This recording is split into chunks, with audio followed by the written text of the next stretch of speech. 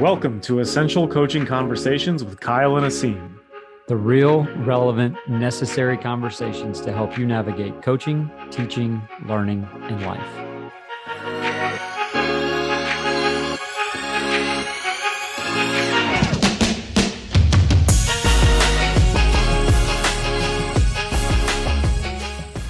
Coaches, welcome in. We are back. It's been about a month, and we took April's advice and we took a break in our last episode, but here we are, episode 28 of season 2, and we're going to jump right into it. Kyle, tell us about your athlete for episode 28 of season 2. So I think when we were talking about when did we start this, I think it might have been episode 28 because my initial reaction was Warwick Dunn, who was Louisiana kid, went to Florida State, right? And I think I remember making him my athlete, to which Kip got on to me because I didn't do Darren Woodson for the Cowboys. So I think this is maybe when we started, but all that to digress. I'm not going to go with either one of those. I'm going to go back to sort of a 90s affinity, but on the football side, with football picking up and fantasy football drafts going on. I'm going with Curtis Martin. Curtis Martin of the New York Jets. 10 straight seasons. 10 straight seasons with 1,000+ yards as a running back. He was special. He was special. Absolutely special.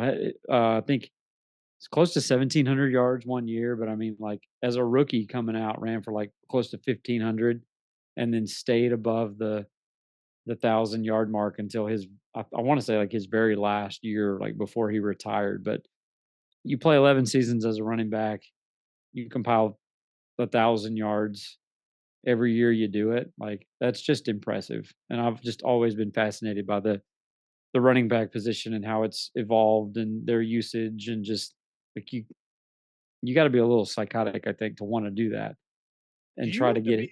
Do you have to be more nuts to play linebacker or running back? That's a great question. Running back, you're going to get hit. So that's linebacker, you're trying to hit somebody else. So that might take a little tweaking in the brain, but to know you're going to get hit and be okay with it.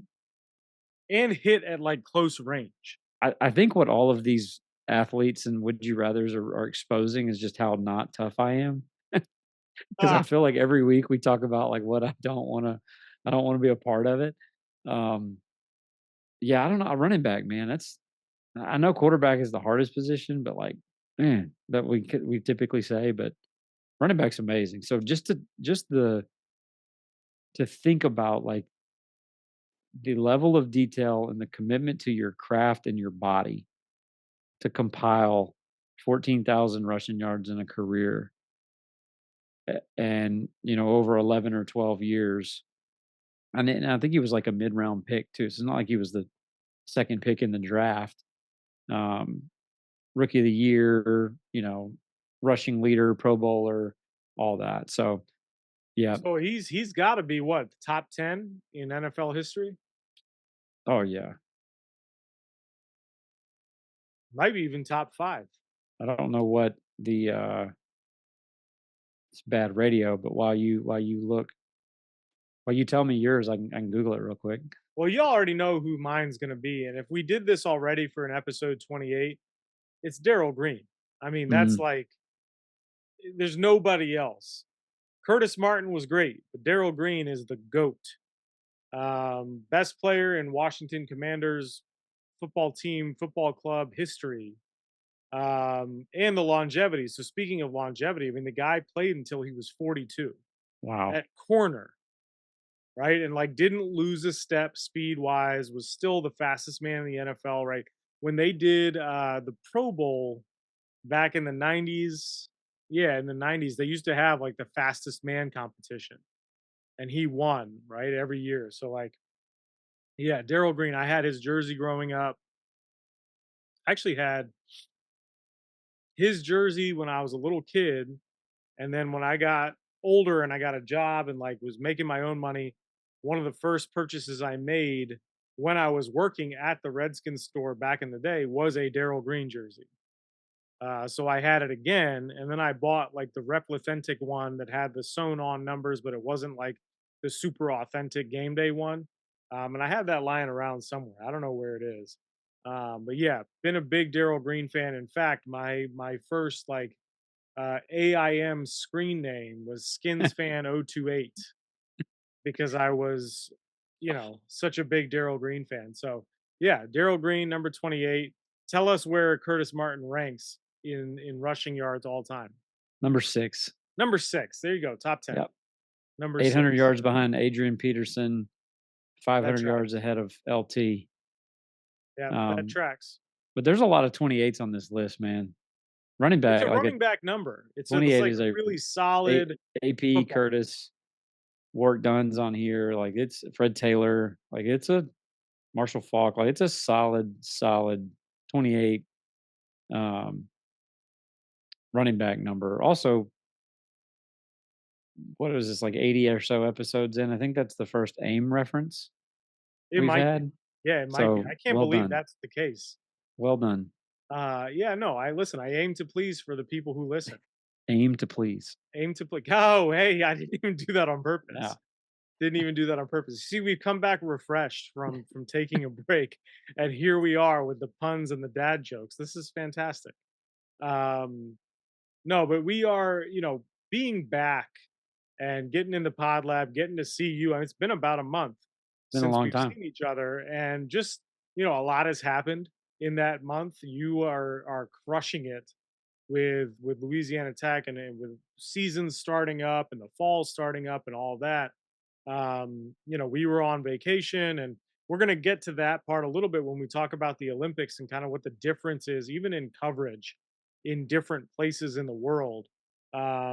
I'll tell you, like the United States has a very unique sports culture that I'm not sure I like because it almost like inundates you with this is really what matters. Whereas, like where we were, is like they show one or two events where that country's athletes are participating, and then that's like it, right? The rest of it might be highlights or something like that, but we'll get into all of that. But yeah, just I'm excited to be back. I'm excited to get into it. But instead of a would you rather today, Kyle, in keeping with the theme of um, our episode, what sport would you want to see either introduced to the Olympics or um, brought back? It was like defunct for a little while. Okay, so if I could bring one back, I'm gonna go back to the 1908 Olympics and bring back pistol dueling. Can we put a disclaimer that they weren't actually shooting each other with real I bullets? think it was rubber bullets, but I don't really I'm not real. I just the fact that that was even a thing, is pretty remarkable. I would need to read up on it a little bit more, but I know I've seen that in the past. But no, if I could add a new sport, I mean, come on now. We are the essential coaching playmakers, play more tag guys. Give me some Olympic tag.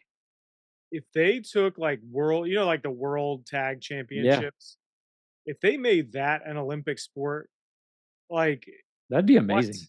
That'd be incredible. Could you I'd be, imagine? That I would think probably be the most exciting thing to watch. it's like gripping television Yeah, no, it is. right It's next to pistol fantastic. dueling. Right next to pistol dueling. I'm not sure I would watch the pistol dueling. Just it's I don't really want to see people like shoot. But okay, so that being said, though, my answer to that question was paintball. I Kind of think it like would be tag. super cool. Well, That's so like like tag, obviously, that's a right? blend of my two sports. What pay? Oh, Paintball pistol is dueling and tag tag. and Yeah, pistol dueling. yeah. So I basically let's combine them and do paintball. Um, I don't know. I just think that'd be really cool to watch. Like, they set up a course. The course changes every day. You have teams playing against each other. There's like individual winners and team winners. Scoring it somewhat like how many times you get hit, whatever. I don't know. There's a number of ways to do it, but I do think it'd be super cool to see that. The other one I was thinking of in the line, we were joking about all the breakdancing drama with the Australian ray gun and whatever. Watching a ballroom or freestyle dance competition would be really cool. Like, I don't know if you've seen these videos on social media, but it's like people go to these like dance competitions and they get paired up with a random partner and they have to freestyle dancing with that person to a song that they didn't know. Mm, Have you ever seen this? I have not. It's incredible. And they just like find the rhythm, they find the groove, they work with each other. Like, I don't know how you could do that in the Olympics because obviously, like, you're not gonna pair up an athlete from, like, India and an athlete from Sure, different Croatia and country, yeah. expect them to, like, compete together, you know what I mean? But sort of similarly, the way they do figure skating in the Winter Olympics, something with dance, because I do Mm, think, like, dancers are some of the best athletes in all of sport, but we don't see it as a sport because it's not like a scored mainstream type of sport, you know what I mean? mhm. But so those are my 2. Very opposite ends of the spectrum, I think, paintball and dance. Those are, but it is funny how me wanting pistol dueling and tag is basically paintball rolled into one. Yeah, Um, my odds-on favorite for a 2028 gold medal in pistol dueling would be our guy from Turkey, absolutely, who is absolutely. I wouldn't wanna line up against that guy. He wouldn't even have to turn around. He would just, like, No. do it over his shoulder or something, Yeah, you know? exactly. I also think another fun one, just as, like, the kid in me and watching Kendall watching Bluey, speaking of Australia, would be some Olympic keepy-uppy. Yeah, That could be fun, like, if you had, like, obstacles and stuff in the way, and you had to, like, do it in a living room, you know? Like there's a show on Netflix, The Floor is Lava. Have you ever seen this? yeah, yeah. They set up, like, different obstacles and you can't fall off, like, doing something like that where you have to, like, play keepy-uppy over a couch, and if you knock the lamp over, you, like, lose a tenth of a point or something like that. It would be absurd, but I think it'd be entertaining. But let's be honest, though, like, that is a lifetime sport, right? Oh, no LeBron doubt. James is not gonna be playing basketball when he's 80, but I'm sure there are 80-year-olds out there where if you blow up a balloon and you're like, "Hey, grandpa, let's keep this up in the air and see as long as we can." Immediately, it's like, "All right, I might not be able to dive all over the place, but I'm gonna try to keep this balloon up in the air." I could see LeBron being a pretty legit 80-year-old keepy-uppy Maybe that's his second player, career. maybe. Right? He's a billionaire. He can do whatever he wants. Yeah, He doesn't have to have a job.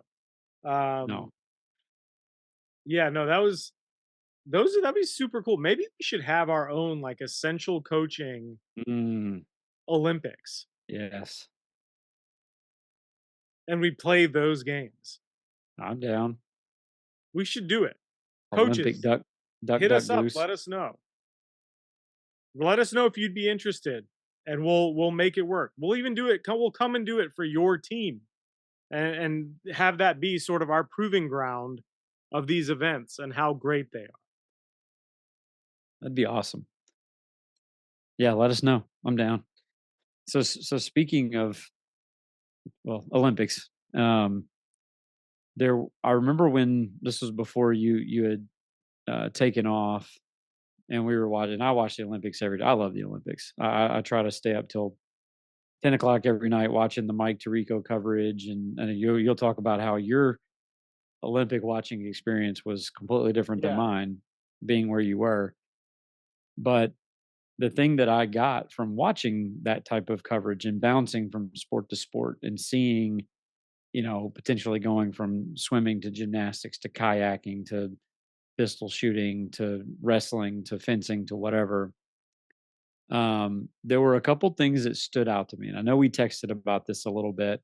And it was sort of the impetus for this episode, but a couple of main observations for me was probably number one was the amount of self-talk Mhm. from the athletes. And in a similar vein, you didn't really see this like in competition, but as part of the coverage, them discussing how much they journal, like Suni Lee's journal, right? Katie Ledecky.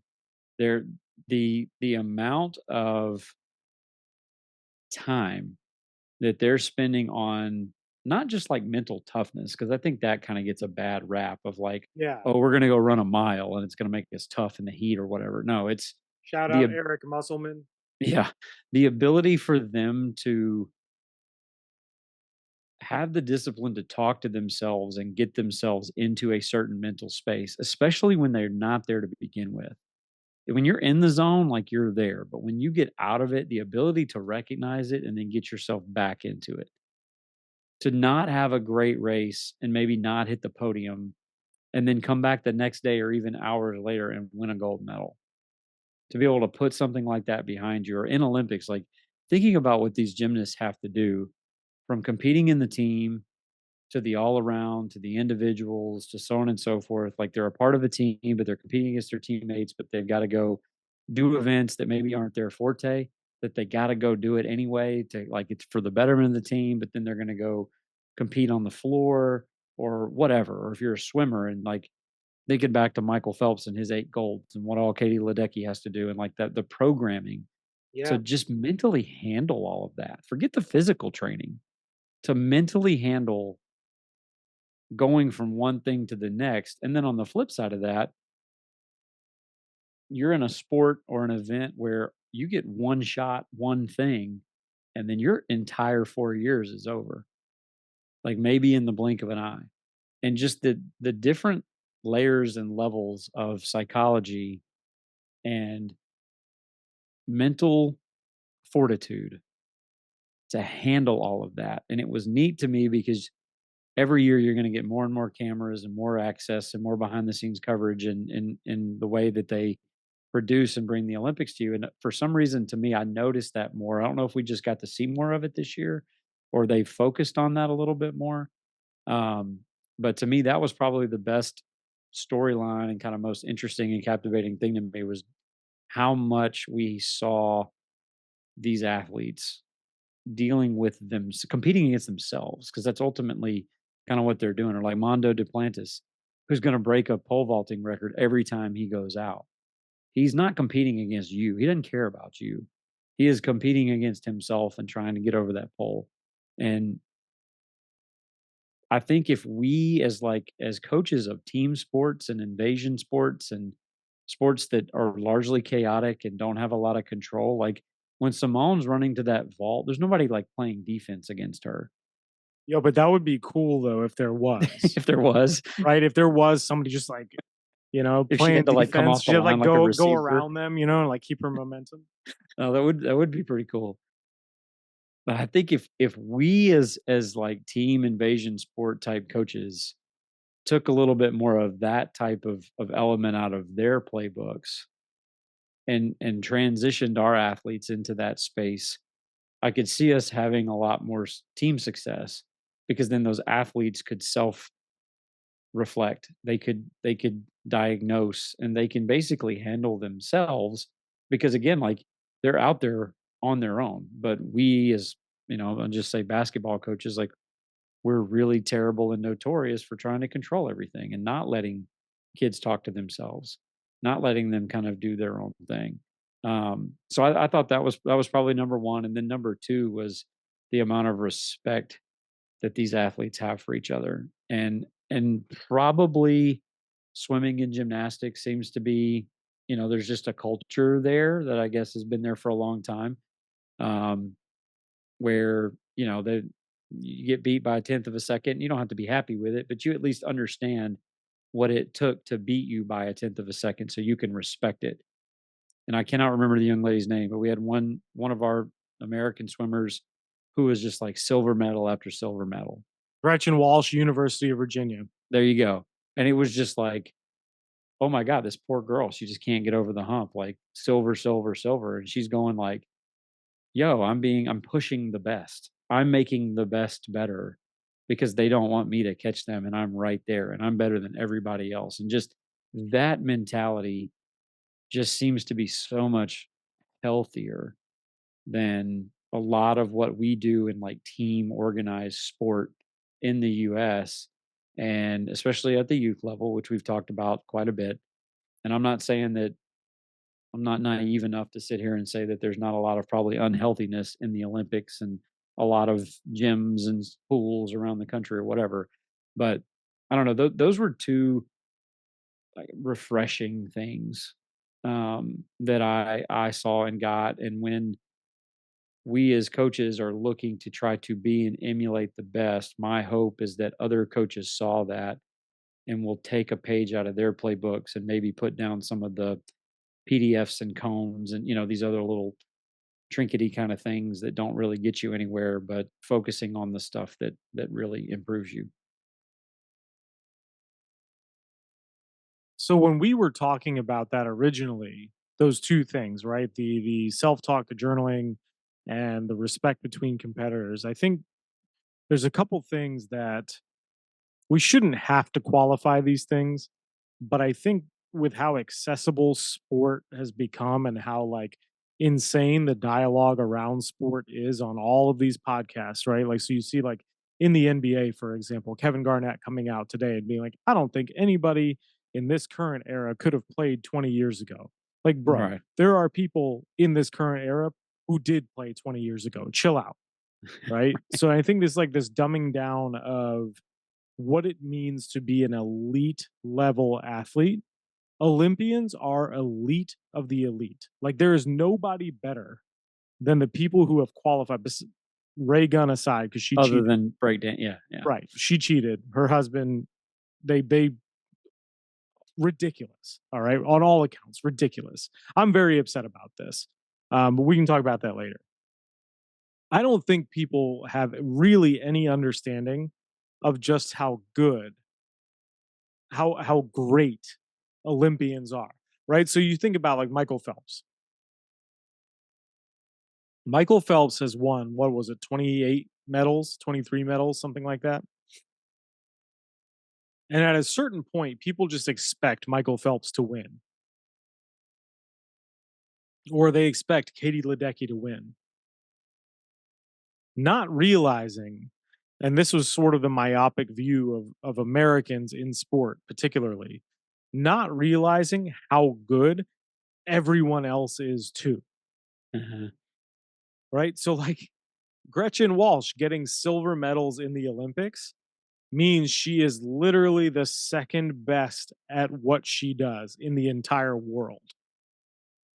She is like the top 0.01% of the top 1%. Nobody else knows what that's like, right? Kyle, you don't know what that's like as whatever you do at Louisiana Tech. I got no idea. You have no idea. I have no idea, right? None of us have a clue what goes into that. So I say all that to say, when we watch the Olympics and we see them journaling, we see the self talk, we see the lack of coach interaction after every single thing that happens, especially in some of these individual sports where they're not allowed to coach them.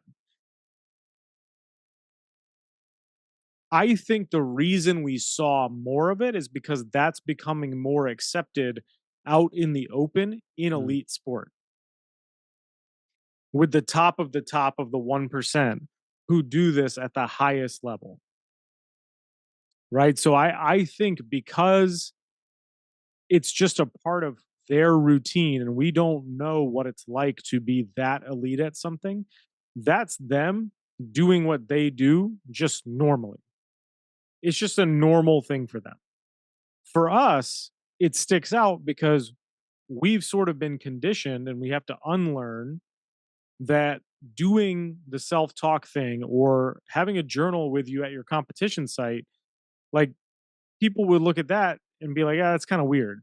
Like, "Hey, you play varsity basketball at Cushing Academy. Why do you have a journal?" But I think the universal piece of this is that those athletes are also going through their own Raka process, which is what serves to help make them elite. Mm. Physically, they may be elite no matter what, but mentally, what gives them that edge to touch the wall just at like a hair sooner might be the lightness in their brain that allows them to swim faster. right? Like that's where I go with that. I thought it was so encouraging to see, like, you know, the still photos, like you said, of Suni Lee's journal that they shared on TV of like, this is what she is putting out into the world and trying to manifest this positivity for herself. You know, like Kelsey Plum, same thing. And you see like Simone Biles telling herself as she, so you know how gymnastics scoring works, Yeah. right? So there's the degree of difficulty and then there's the execution. Right. I think people have taken Simone Biles for granted, Yeah. right? Because she's just special. She does things nobody in the history of women's gymnastics has ever done. Has 6 moves named after her, right? More than anybody. Her start values, because of the degree of difficulty, are so high, she could royally screw up the execution and still be in first place. Now, take that and relate it to your job. Those of you who are listening, you can't relate, right? But for her to be on that vault platform on the runway where somebody's not playing defense and saying, "You got this. You got this." Right? Because we all remember what happened in Tokyo 4 years ago when she got the twisties and she couldn't compete and she dropped out of a couple of events, and like, she has had to reframe her thinking to continue to push the envelope. And she doesn't have to do those vaults. Like, she doesn't have to do those Yurchenko double pikes. She does not have to do it and she could still win. But she chooses to do it because she's like, yo, I am the best. This is my move. And this is what's going to help my team win this competition. So I have to put aside whatever fears I have to go make sure that I'm the best for my team and I represent this sport the right way. How many of our young athletes who are playing invasion type sports or whatever, how many of them would are being coached to believe them in themselves and believe their impact on the sport that way? I would venture a guess probably not very many, None.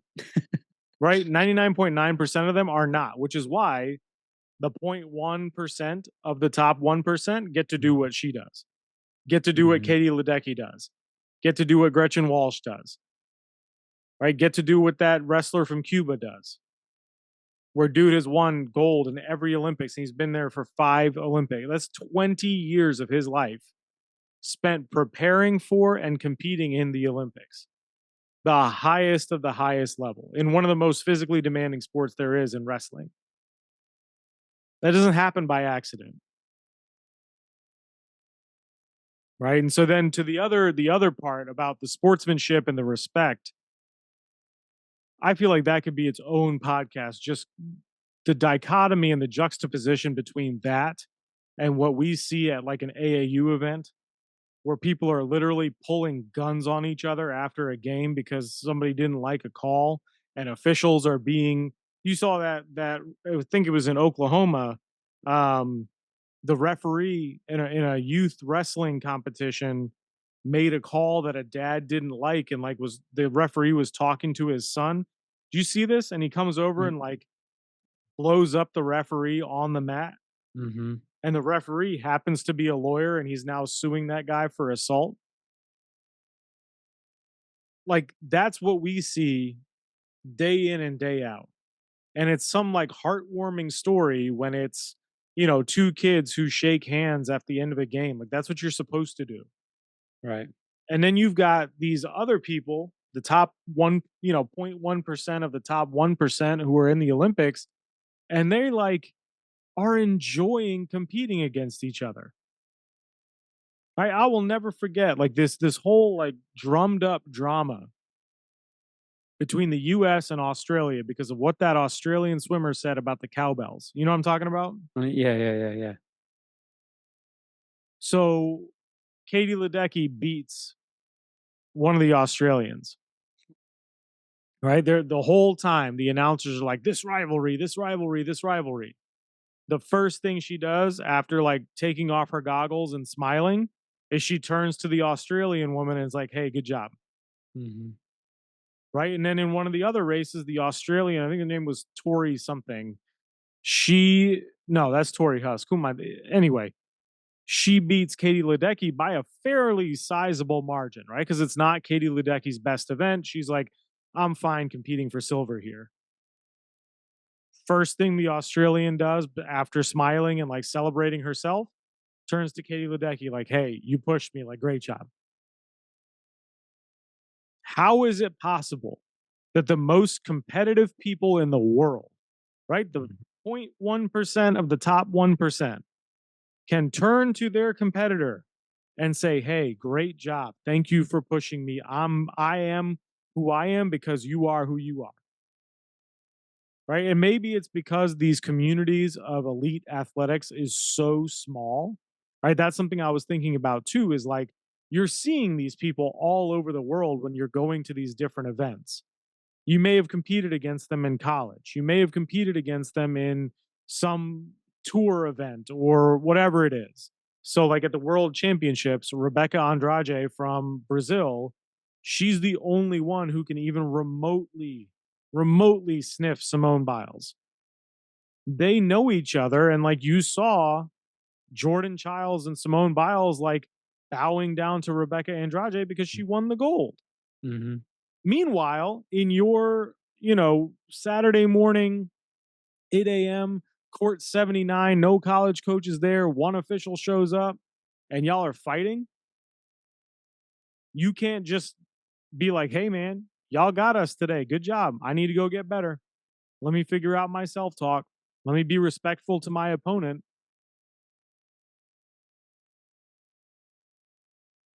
I can go on and on about it because that's the type of shit that gets people out of this profession, right? Where it's like this lack of perspective and this lack of respect for the task at hand and for actual competition. Like I don't think any of what we just talked about is soft,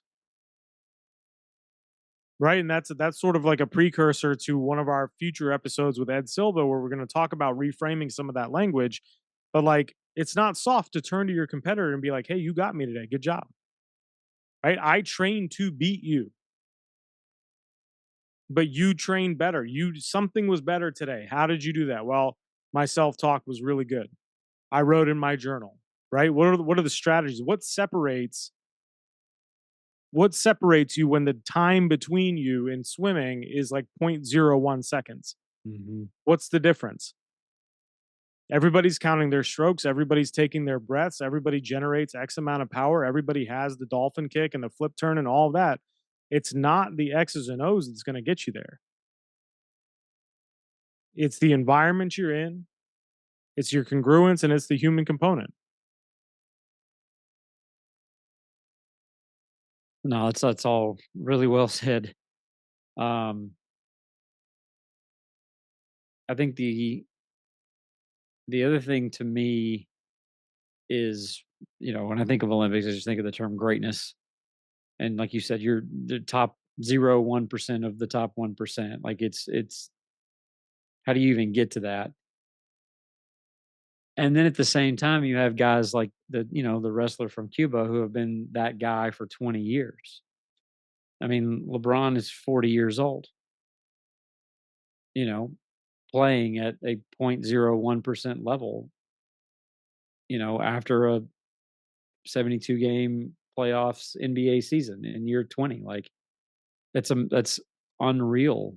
You know, the the physicality, the mentality, the greatness that it takes to sustain that. But then you also had these amazing stories, like just speaking of Olympics, like you mentioned Simone with the twisties and coming back and being like, wow, like watch this, I'll be even better. Suni Lee, like with the two kidney, I don't know if they ever really like got into what it was, but like her two kidney diseases or infections, like she should have never been on a unbalanced bar or a beam or a floor or anything ever again. And like she still comes out and she's better than every other gymnast in America. Like what that takes. I mean, you look at the Chinese diving teams that went, was it 6 for 6 or 8 for 8? Like they swept. Unbelievable. everything, like you talk about, like, down to the detail, and again, it's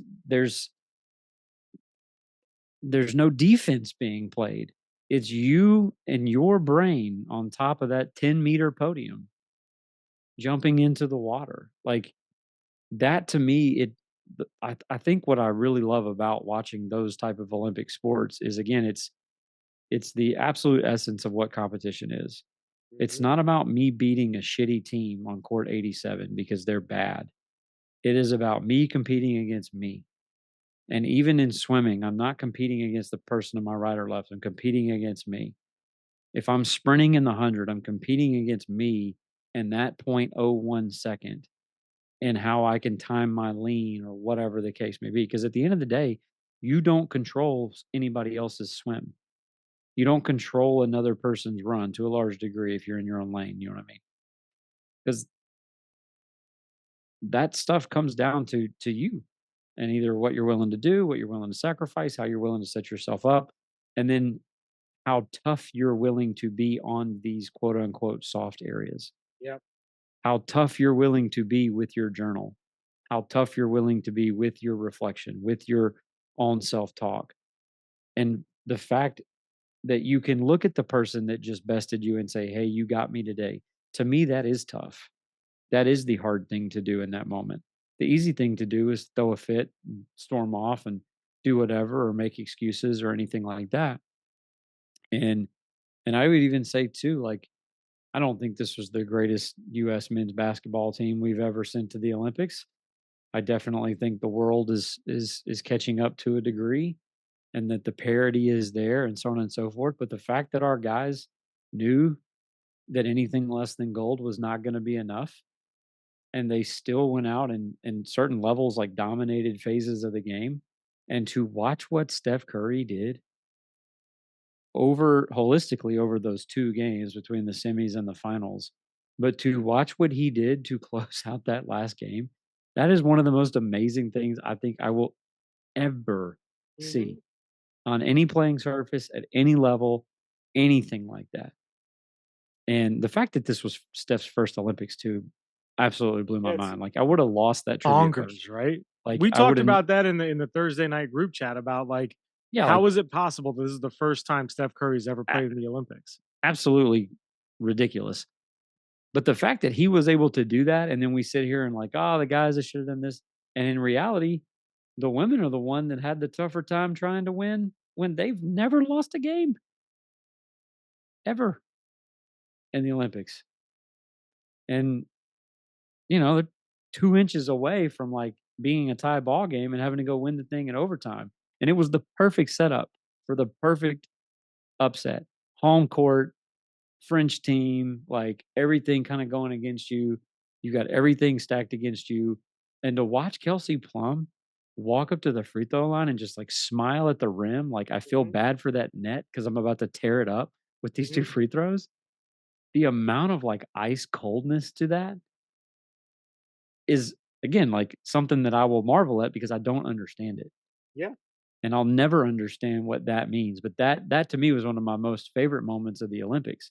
It was just her walking up there and being like, "I'm a 9-year-old in the driveway sinking a free throw to win the Olympics, but I'm not. But I've done this a billion times in the Mhm. driveway as a 9-year-old, and I'm just gonna do the same old thing." Right. And that was probably a top 5 moment of the whole Olympics for me, was watching her shoot those 2 free throws, watching Steph do what he did, and then watching and really, like, Simone's incredible, but, like, I keep going back to what Suni Lee did, Mhm. just from the physical transformation of what she had to go to, and then to even get back to that from a mental standpoint. Um, and then just as a personal favorite, I loved watching the women's rugby team, just to Oh, kinda yeah, that throw was in awesome. and That was shout them awesome. out. And so if you watched any of that, you start to realize just how soft everybody else is. When you get bumped going through the lane and you act crying foul, or you're a soccer player and you're acting like you've been shot after somebody takes the ball from you or whatever. And these women are getting, like, Mauled. literally lit up. Mauled. Yeah. None of us would get up after even 1 minute of that. and they just pop back up. And like there were multiple times during like watching one of our women's rugby games where I was like, "Oh shit, there's about to be a fight. Like Mhm. this is about to get ugly." And they just never did. They Nope. just move on to the next play. Like it's extremely fierce, it's extremely competitive. There's a lot of raw like energy and emotion and this and that, but it's so controlled that you can get trucked and get your hair pulled and yanked down and this and that. And then at the same moment, just like move on to the next thing. It was that was absolutely fascinating to me. And so again, when we were just texting about some of this stuff back then, we knew we wanted to do, an episode just kind of on some of our thoughts. These were 3 or 4 areas to me that not only stood out to me, it made the whole experience more entertaining. It did. Um, Yeah. Snoop Dogg made it more entertaining as well. I was just about to say that, like, Snoop Dogg and I Kevin Hart made it super entertaining like too. You got Flavor Flav, you got Yeah. Snoop hanging out with Martha Stewart. Like, I don't think we all realized we needed Snoop Dogg as our national mascot at this moment in time in history where the world is right now. Like that Snoop could bring us together. If you'd have told me, like, 20 years ago that Snoop Dogg would be, like, the guy No, at the like there's Olympics, no like, dressed in the equestrian outfit, like, like freaking wild. him doing like play by play with Tarico at night and like all Yeah, that kind of stuff. Like it was just hilarious. But to me, again, like it's also a shout out to like that NBC crew because they're the best of the best too. So like they were able to take all these gripping, compelling stories and make competition, but then also make it entertaining and light. And I don't think that's easy to do either. oh, And so just the whole thing to me is just it's miraculous, it's marvelous. It's 4 years worth of planning. I mean, just I work on a level of game ops where we're trying to get ready for a football game. Like you just don't understand the level of depth and planning that goes into just hosting one event or right. having 2 or 3, much less having, across the entire country with all these different events and who's going to be here and how do you get everybody to an opening ceremony and then oh by the way we're going to surf in Tahiti. was it Tahiti? Yeah, like how that stuff even works um, was amazing to me. So like to me, I was gripped by the bounce around like red zone coverage of the Olympics. That is what made it fascinating and entertaining and just I guess kind of like in our Americanized way with my short attention span. If I'm not watching somebody in the red, white, and blue, like, yeah, I'm ready to move on to like the next thing. I want to watch Katie Ledecky again. Like I want to watch my swimmer. I want to watch our heptathlon athletes out there. Mhm. I want to kind of bounce around and kind of see all of that. But you got to experience this from a completely different perspective. Very, very different perspective. So I do wanna go back to the surfing for a second. I For those that did not watch the surfing, I had no idea what to expect beyond what you, like, think of when somebody's surfing, right? They're, like, surfing under the barrel of the wave, and they're, like, going, and that's that, right? For them to be out there for half an hour at a time, just waiting for a wave.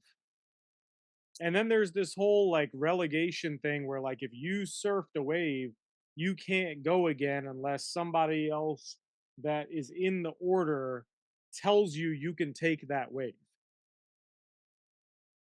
Right? And like you have to surf a certain number and like be on your board for X amount of time. And like the guy who's out there with the camera, he's literally out there all day with a camera shooting this from the water. So when you talk about like the production, right? And you talk about all the planning that goes into that piece. And then you've got the athletes who are waiting for like the once in a lifetime chance to get the perfect wave to compete. And the guy from Tahiti ends up winning because Mhm, those were the waves he surfed his entire childhood, mhm. right? You can't write it better than that. Yeah, But all of those people were out there competing for the chance to do what they love to do. And like most people don't make money doing this. Like most Olympians are not making money doing their event. They're doing it and they have to fund it somehow, whether it's through their country's Olympic committee or through sponsorships or whatever, right? And they're still the best of the best. It's insane to me that how all of that works. But the one question I want to ask you before we get into what it was like watching the Olympics in another country, do you think that all of this is magnified because the event itself is only like 2.5 weeks long, as opposed to like an 82 game basketball season where you're sort of running out of things to talk about? No, most definitely. It's 4 years and then it's 2.5 weeks, and so you jam it in there, and yeah, so it's like, I love Christmas. Christmas comes once a year. If we got Christmas once a month, it would lose its shine, right? Right, So and that's where, like, I think the World Cup is amazing and, like, those kinds of things because you know sort of what it takes and the anticipation to wait on that. Whereas, there are certain things like there's a reason why football is more popular than baseball right now. There's right, 162 games versus 12 to 18. And just this, there's some scarcity, kind of value to some of this stuff. Um, but it was like as much as I loved it, like it was kind of hard to sit down and watch it every night right, because you're busy, but it's like, okay, I'm only going to get this for 2 weeks. Like I'm going right, to sort of move my schedule around or I'm gonna stay up late or like I'll risk being tired tomorrow or I'll work on my laptop while I'm watching it or I'll record it and save it later. Like because it's fleeting and it's gonna be gone. But over the course of like an 82 game NBA season, like I love basketball. I wish the NBA had more of a FIBA international yeah, game type of feel where if we got 32 NBA teams playing in like a Euro Cup hmm, where there was like group play to get out of that into a bracket and then watch like the best of the best of the best do that over like a month-long period. They wouldn't make near as much money, and I totally understand all the reasons why we're not doing all of that. But as like a fan and a consumer, I could get down with that a heck of a lot more, and I would be more likely to wanna stay up till 11 o'clock at night or right, move some things around to watch, like, the final group game where the Milwaukee Bucks are gonna play the 76ers and, like, Giannis or Embiid is going home just to hmm, get into the next round, you know what I mean? Like, instead of just, like, a random February game where half of those stars might not play anyway because it's a rest day for them. right. Or So, that I like in season tournament they're trying to do where like the Lakers hung the banner for it. Mhm. Like just that doesn't bring eyeballs to the game. Nobody cares about the Commissioner's Cup. No. That's like the There's same no thing in the urgency. WNBA. Right, like, yeah, like, I didn't know this was a cup game. Okay, well, what did Right, that matter? Like, it doesn't move the needle in any kind of way, and again, like, I don't think we're gonna fix that here because 'cause we're not gonna all of a sudden cut in a 70 or 82 game NBA season down to 42 or right. play like 2 different seasons, broken up over the course of the year, but I think that's one of the reasons why I was attracted to when we were coaching. I Mm, was attracted to, like, international basketball because I could go watch, like, the U21, like, FIBA World Cup because those teams have, like, a limited shelf life with one right, another, and then right, they're moving on to something else, and that so I definitely think a lot of that is good, and then you also have 4 years to build your storyboards. right. You have time to talk about Suni Lee. You have time to talk about what Katie Ledecky has gone through. You have the time to sort of prep for those things and build those interest piece and, going into Simone's gym, in Spring, Texas and getting the so you have more time for that kind of stuff, which is why I think it becomes such a good product. Yeah. But that's why you have to kind of wait around for it every 4 years. Like I don't think that's sustainable every day. Um, but anyway. All I'm hearing you say is that the human component is undefeated because we cared about the 100%. people, right? Who were the athletes? We wanted to know those stories. People care about stories. In an 82 game basketball season, yes, there's stories, but a lot of it is like Oh, it's manufactured. manufactured. Yeah, It's boom, jinx. manufactured bullshit by Stephen A. Smith, Correct, right? It's not real storytelling. correct. I don't need to hear Uh, about Caitlin Clark and Angel Reese right, r- supposedly liking or hating each other. You're making that up. Tell right, me about who the person is and how they got to where they are. right, Tell me why Caitlin Clark is great. Tell right. me why Kelsey Plum is great. Tell me the human interest pieces into what makes those people, Hmm. or what makes that organization, or give me the history of the WNBA and how it's grown to get where it is Right, on its own merit, not because you're making up some soap opera storyline. right. So I guess what I'm saying here is that the Olympics to me came across as very authentic. Yeah, it was very genuine. Like these are who these people are, Yeah. right? Especially like so. I remember the guy who won. What was it? The 10,000 meters, I think. Cole Hawker, I Oh think. yeah, Hawker, the dark Um, horse. the dark horse comes out of nowhere, right? Mhm. Caddyshack, right? The dark horse comes out of nowhere on the 18th green at Augusta. Like kicks it at the end, and just like nobody knew who that guy was except for the people who knew who he was, and now Mhm. everybody knows who he Now is. everybody knows. Yeah. Because that's the human interest story that captivates people. You're like, who is this person that just came out of nowhere and is all of a sudden doing this great thing? Well, Just like our guy from Turkey, he was the guy that competed against himself. The right? 2 guys that were the 2 favorites competed against each other, Would and you that's why they say lost. in coach speak terms that he ran his own He race? ran his own race. Wow, what do you know? Huh, learn something new every day. All right. Anyway, so we're getting back to what you had asked before we went on this digression. Um, my wife and I had gone to Jamaica for a week, and it was right like smack dab in the middle of the Olympics. And before we left, like I was doing what you were describing. I was on the whip around coverage. I was going and like, I missed swimming one day. So I went to Peacock and I was like, show me, Yeah. swimming. And I picked the races I wanted to see and like had this whole menu available to me at all times of like every American doing something, and it's like I was watching what was it was like definitely watching rugby and like staying up late to watch the replay of like Olympics Tonight or whatever they called it, or like primetime Olympics, whatever it was. And it's like 2 o'clock in the morning and it's still going on. And I'm like, God, I really like this archery is captivating, And I'm like, I don't even care about this. Or like canoe slalom or whatever it was. You know what I mean? It's like watching everything. Being this like voracious consumer of the Olympics.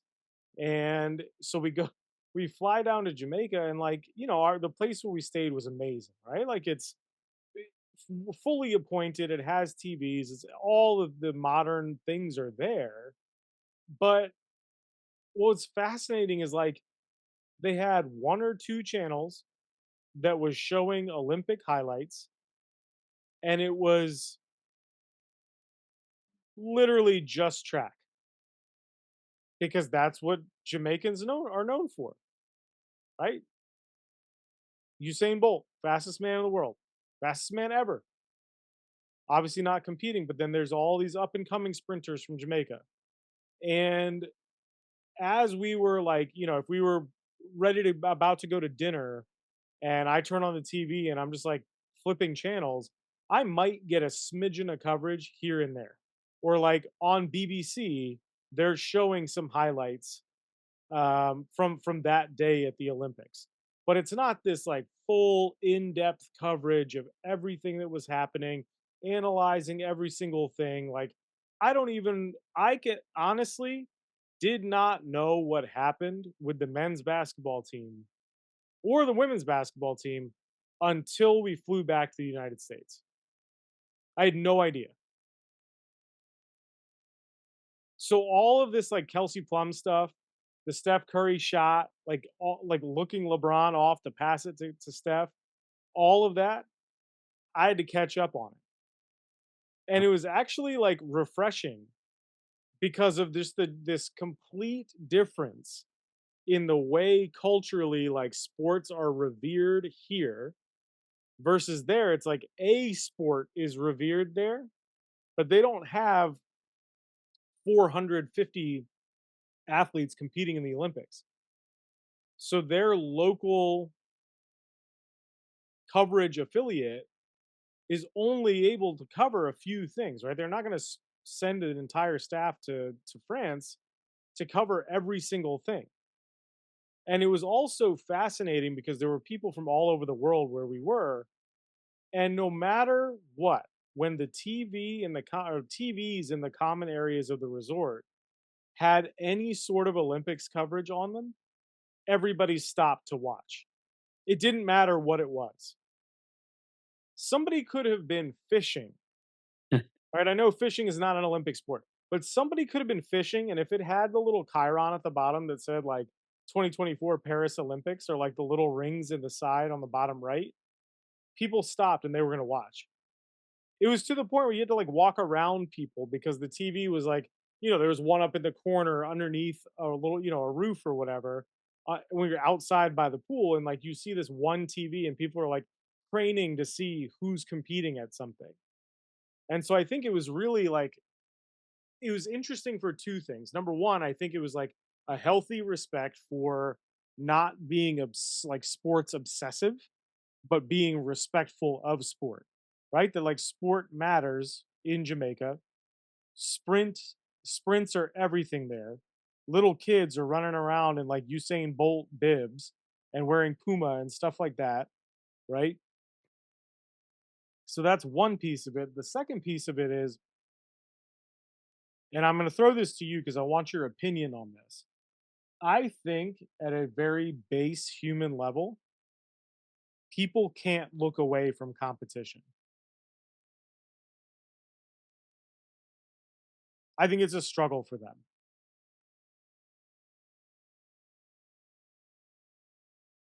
I don't know if you agree with that or not. So, oh, I'll generalize here. I can tell you right now, my wife can look away. Can she? Oh yeah. I mean, my wife can too, unless it's gymnastics. So, well, okay. Well, let's clarify some of this. Megan loves the swimming and the gymnastics, but like in general, competition not her thing. Mm, From like just sport yeah. kind of thing. I always like to say like she can compete against herself. Woman's got 4 degrees and is very good at what she does. But it's not like competition in typical terms of like sports teams and stuff. Sure. And I see that same person in Kendall. Mm, She don't want nothing to do with it. And I'm sure I've talked about this before, but like I always thought I would, have 3 boys and coach all of them and be traveling the country doing the AAU thing and the travel ball thing. And here I am with an 8-year-old daughter who couldn't care 2 craps about sport. And in a lot of ways, I'm glad. mhm. That's refreshing because you do realize it's not everything. Yeah. And I get to watch her compete with herself when she does art or if she's trying to build something. Or, side note, slime is like the worst invention ever. It's the worst toy ever. Oh, she's in the Oh my slime god, era? is she not? Like, it's stupid. I can't stand it. But she gets in the kitchen as, like, a little mad scientist and has figured out ways to, like, make slime and, "Oh, this one's thicker, and this one feels like this, and I can do this, and I can do that." And in her own little world, like, that's her being competitive with herself, Sure, sure. which It's reminds it's me the of her mama. scientific method and, like, experimentation, right? It's inquiry, it's using your brain, it's creative. Now, culturally, as a society in a very capitalistic driven country, we can't turn competition off. We Right. can't turn sport off. So again, like generalizing as a whole, I agree with it. If we put pistol dueling or who can break dance the worst on the Ocho, like somebody's going to watch it. Mhm. right? Like we have a very unhealthy view a lot of times of what competition is. Yep. People We watch kind of, cornhole. no doubt, yeah, you're seeing like the Ocho in real time, It's like happen. wild. Like it was a joke 20 years ago when we Yeah. were in, college or whatever. And now it's like a thing where there is tag, there is American Ninja Warrior, there is Wipeout, there is like just weird, things that you can do to compete at. And we're drawn to that. And then I like the other thing I think we're great, quote unquote, great at as like a society over here is you let me watch like 4 dives in the Olympics and I'm an expert on Mhm. judging diving. You give me 30 seconds of curling and I can tell you everything you need to know about curling. Dressage, never figured it out. Nope. I don't get it. I can't do it. It's horse dancing. But I don't get it. Like I don't either. Yeah. it's one of the things, a few things I don't get. But I think like we're driven in such a way where like we can be sitting there screaming at our TV that the judge is wrong on this dive and like that was an 8.7. There's no way that was a 8.2. Like, are you bum? Are you kidding me? Because we're just so like into that sort of thing. So I will agree with you as a big generalized Yeah. picture, but I live with two people that in a lot of ways couldn't care, anything about quote unquote competition. Um, and it's weird for me to say as somebody who grew up around competition, who is competitive and is especially competitive with myself and has had to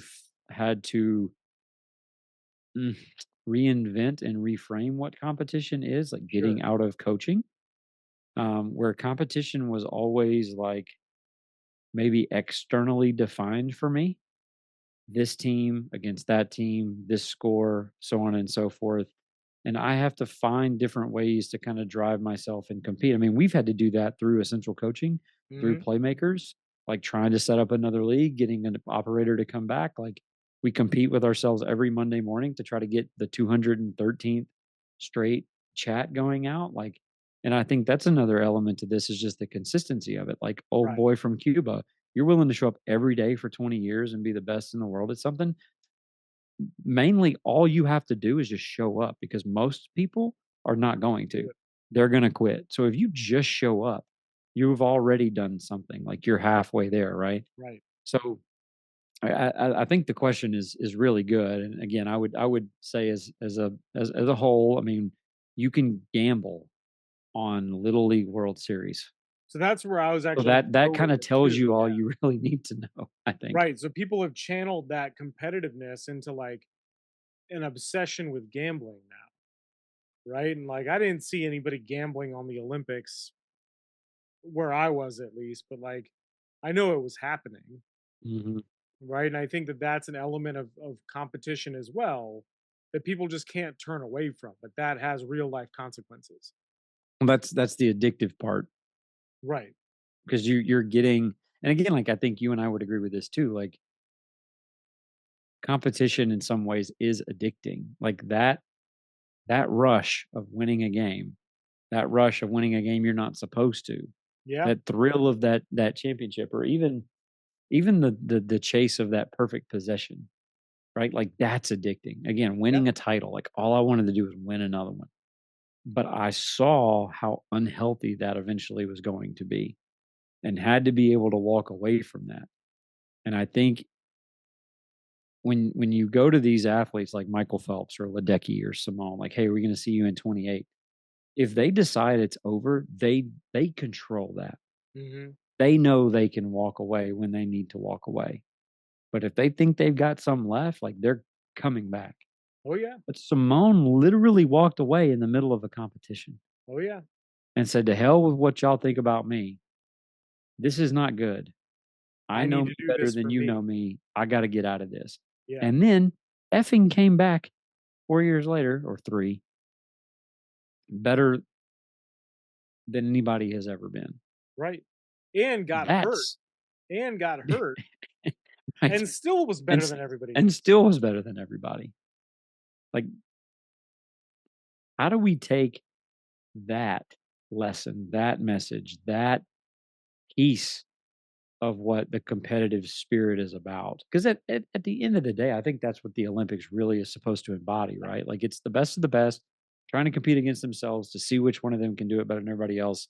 And there's a purity to it on Yep. some level. Now the IOC, you know, Corrupt as all get out. corrupt, like probably one of the most corrupt outside of like FIFA Yeah, and horse the racing. FIFA and the IOC have a corruption competition going on themselves. They're addicted Yeah, to it's like yeah, for who's on top. So like again, there are levels to that, but at its core, again, I think that's probably the reason why I'm drawn to it the most, just because there is a certain childlike playing in the backyard, Mhm. like that you fell in love with sport and competition that kind of takes you back to that. And to me, that's why it will likely always be compelling. Um, Yeah.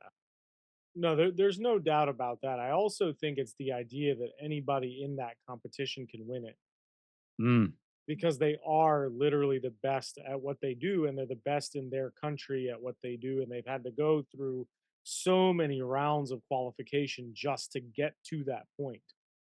Um, and I think about like at least in this country with like the pay to play model that we're utilizing for youth sports. I think it creates a false sense of like identity, a false sense of hope, a false sense of um like your standing in the world as it relates to you and your athletic identity. They're like, "Oh, well, yeah, I play on this elite team, so clearly I'm great." And it's like, "No, mm, your parents could afford to put you on that team and they just happen to have the word elite in their name, but when you think about elite elite, Simone Biles is elite elite, yeah, well, right? But we've watered that word down. she's like the so far into a stratosphere, but if you look around every single other person in that competition, if she wasn't there, every single person in that competition might have a shot at gold, right? In something. So I even think like Steven Netarasic is a great example of this. Our pommel horse guy, The right? specialist. He's the specialist. But him not being very good at other stuff, he's still way better than anybody else, right? But he is really freaking good at the pommel horse. Like that's his shit. Shout out Worcester, Mass. He's from down the street, He is from Worcester, Mass. Yeah. right? But I think it's like so hard for people to realize because only a certain like the smallest minute percentage of people actually get to realize their dream to do that because they've been consistent in showing up and doing the work. And there's a lot of luck that goes along with it, right? Like being healthy and all of that stuff. But I do think that if we can reframe, and maybe this is the part two to this about how to reframe youth sports to utilize some of these things that we saw the best of the best of the best doing that are so simple and don't require any of like the talent that those people possess. But without those things, they would only be talented. You know what I mean? So like, yeah, it's all well and good to only be talented. Nobody's saying like, "Oh, I wouldn't want to have that talent." Of course you would. But the mental anguish that comes with competing at that level all the time. I mean, Simone talks about it in all her interviews. There's actually a great documentary. I believe it's called The Weight of Gold. I think it's called The Weight of Gold, and it's on HBO Max. But it's about like Michael Phelps, I think, produced it, but he's also in it. And it's about him and a few other Olympians and like how much mental health struggle they go through Mm. and that they went through because their entire identity was wrapped up in being an Olympian. I think we've talked about this on one of our other pods. But like that sort of is like the dark side of it, which is why I think we saw so much more of the self-talk, the journaling, all of that stuff because with safe sport being in like heavily involved in USA gymnastics now, and with every team having these sports psychologists and their nutritionists and all of that stuff, like I think we as I'm going to say youth, but like amateur sports coaches need to like take a lesson from that Mm, and not shoo away the I love to watch you play folks, or shoo away essential coaching, or shoo away 3D coaching, or positive coaching alliance, or safe sport, or we coach, or any of these organizations, because like literally like if it's good enough for the point one of 1% to do those things, to add to like augment their physical and mental talent, then I think it's okay for your 12-year-old to reflect on like, hey, why do I play basketball year round? Right? Do I feel good about this today? And as parents, you should probably be engaging in some of those conversations too. And it doesn't mean your kid's going to be an Olympian, but it means they might be able to think like one. And that may help unlock something in them for that lifelong love of that sport rather than burning out because they're just sick of playing it because that's all they've ever known.